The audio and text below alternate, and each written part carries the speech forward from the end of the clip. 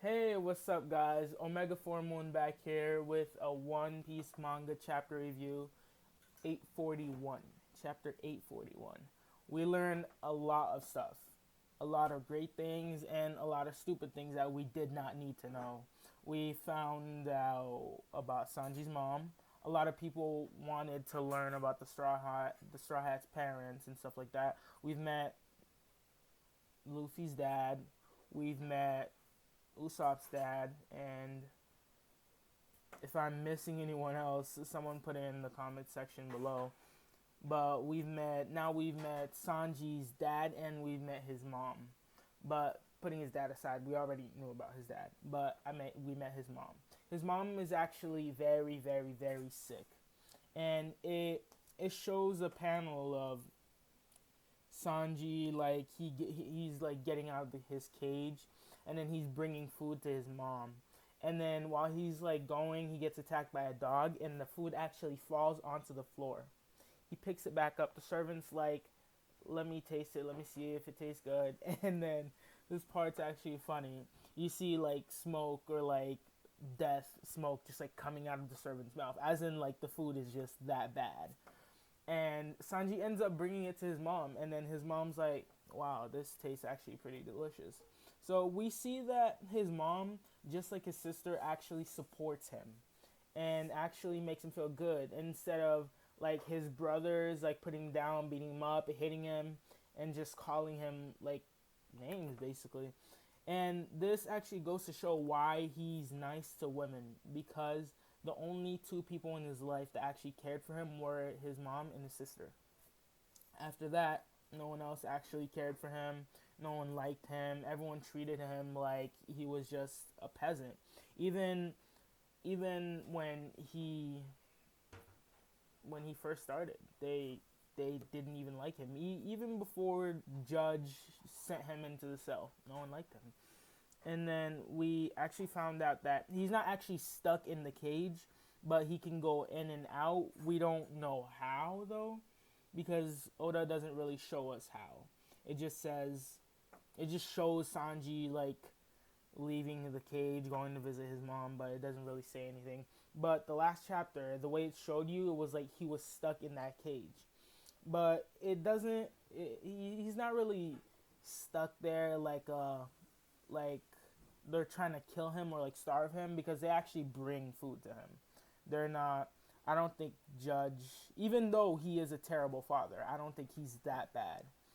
We we see a part where Sanji ends up asking his sister to help him escape, and then she actually talks about how she's modified, and how she's modified better than the brothers, I guess you can say. And then she ends up ripping the cell bars apart and letting Sanji free. She tells him go and don't ever look back, and that you'll find people in the world that will help you and that will like you. And I understand why Sanji loves his sister so much. And while Sanji was going to get his mask key or whatever you want to call it, his father is a grade A. I can't even say it because of YouTube's no cussing policy. But his father is just a terrible person. His father's like, you better not be using my name after you leave. His father is not even like, oh, please don't leave. His father's just like, get out of my face. Just don't use my name after you leave. And you probably won't even survive. Sanji started crying, and it's that was a very sad moment. But then after that, we went back to the Luffy and Cracker fight. The fight that we thought Oda would actually make happen off screen, and we wouldn't see what happened. But it's very funny, and Oda actually makes it really funny. We see how Luffy he's not even fighting with Cracker. He's just eating all of his biscuit soldiers. But what I found very weird was that Cracker's armor was made out of like armament hockey. So how was Luffy able to eat all those biscuits unless his teeth or something in his mouth or something had hockey in it. And that's just something that I was thinking about. It was just really weird, like, because even when he was in gear second, or like he went like gear third and like try to hit the thing, he's like, that hockey is like very powerful, and he couldn't do anything against it. And then like we just see in this panel that he's just casually eating it, and he's really bloated too. So he's pretty big, and his plan is to wear down Cracker, but Cracker said he can create unlimited biscuit soldiers, and Luffy's like, just wait, you'll see.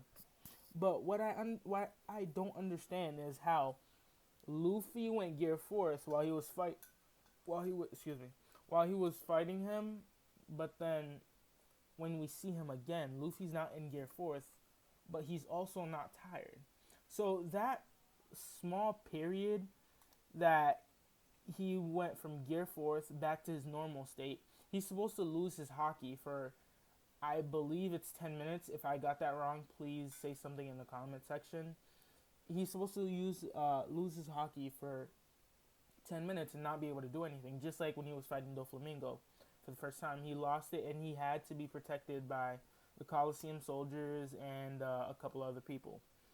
And I wonder what he did in that 10 minutes, because I don't think Nami would be able to protect Luffy from Cracker. Let's be honest here. Nami is not strong at all. So I wonder how he actually stayed away from Cracker, and like Cracker didn't end up like killing him in that 10 minutes. But this chapter, out of 5, I'd probably give it like a 3, because it wasn't that great. We just got introduced to one more character, and we got a panel about like how the fight was going. Oda didn't really tell us how the fight ended. He just gave us just a little like piece of cake. He didn't really tell us what was happening. But don't forget to like, comment, and subscribe if you want more content. I'm Omega 4 Moon, signing out.